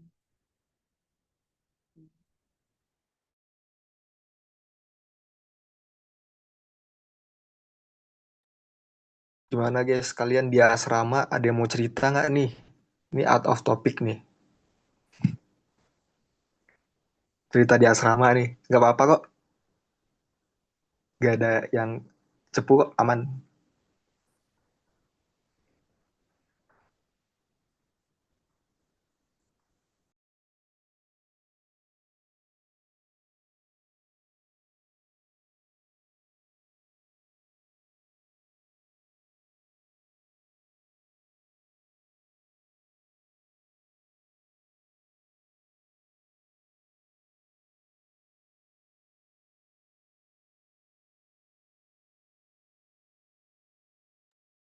Ini juga ya guys. Mungkin sedikit. Kadang terkadang tuh pemberian nilai. Ini aku cerita dikit ya. Pemberian nilai yang ada pada sini tuh terkadang tergantung dosen kalian juga. Faktor-faktor seperti itu juga termasuk faktor gimana cara kalian dapetin nilai. Mungkin aku bakal cerita sedikit dari pengalaman aku. Aku tuh kebetulan dulu di semester 1 PPKN itu dapat dosen yang baik Pol. Aku sama Nabil kalau nggak salah dosennya sama ya. Panglim, Nugroho panglim. ya Bil ya. Ya, panglim. Nah, bapaknya itu baik banget kalau ngasih nilai. Ya, Pak Angling Nugroho. Nah, ada juga temanku yang belajarnya mungkin bisa dibilang spend waktunya lebih dari aku belajar KN. Tapi ternyata mungkin dia dapat nilainya nggak sesuai ekspektasi dia atau mungkin di bawah nilai aku. Nah, faktor-faktor kayak itu tuh nggak bisa kita kendaliin sebenarnya. Dan kebetulan banget dosenku, alhamdulillah di PPKN itu luar biasa baik ngasih nilainya itu. Dan kalian berdoa deh, atau kalian tanya review cutting-cutting atau cupping kalian, tanya, Bang, ini dosen yang ini tuh baik nggak ngasih nilainya gimana gitu. Nah, kalian boleh. Terus kalian ikutin gimana mekanisme dia ngajarnya seperti apa. Misalnya dia emang ngasih nilai jelek, tapi aktivitasnya dia digedein. Nah, kalian coba aktif di kelas gitu. Atau juga ada beberapa beberapa dosen yang misalnya jawaban kalian itu kena dikit aja, apa yang dimaksud itu udah dibenarkan. Atau juga ada dosen yang harus sama persis sesuai dengan apa yang dibilang PPT gitu. Nah, kalian juga harus ngikutin bagaimana dosen itu memberi nilai seperti apa.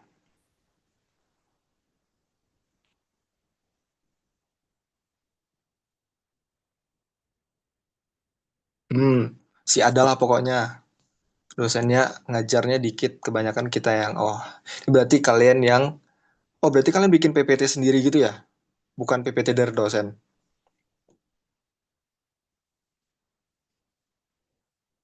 Berarti ini lebih ke arah kalian mencari sumber sebanyak mungkin, ya belajar mandiri jatuhnya. Biasanya soal-soal PPKN itu nggak jauh dari PPT, guys.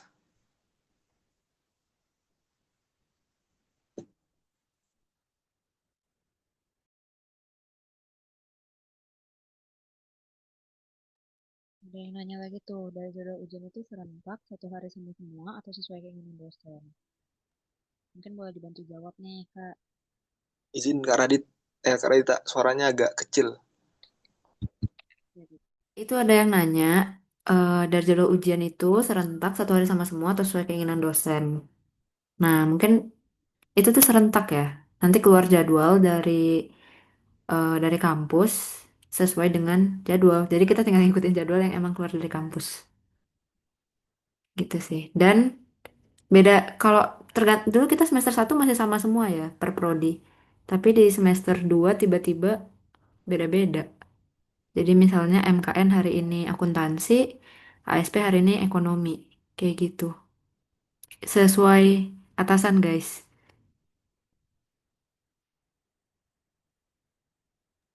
Tapi biasanya PPKN itu, seingatku di angkatanku itu semuanya sama ya soalnya. ASP, MKN, dan MAP soalnya sama. Dan harinya juga sama. Hari pertama banget. Ngakun, ngakun juga sama sih. Saya ingat kok juga. Ngakun itu sama. Dan waktu itu kalau nggak salah PPKN di zaman kami di UTS itu hari pertama banget. Hari pertama UTS. Jadi masih menggebu-gebu banget, semangat belajarnya itu menggebu-gebu. Iya kan? Kalau nggak salah hari apa ya? Senin atau apa gitu. Dan dulu dosenku itu, bagusnya, di pertemuan ketujuh itu kami ada kuis. Kuis yang bisa bilang overview semua materi. Nah, jadi di situ aku udah, bisa dibilang udah mencoba menghafal, bukan menghafal, memahami seluruh PPT sampai pertemuan ketujuh. Jadi pas kuis aku udah bisa ngejawab. Nah, jadi waktu ujian, besoknya aku nggak perlu untuk belajar ulang, recalling memory gitu. Gitu, guys. Ada yang masih bertanya atau kita kita kita apa?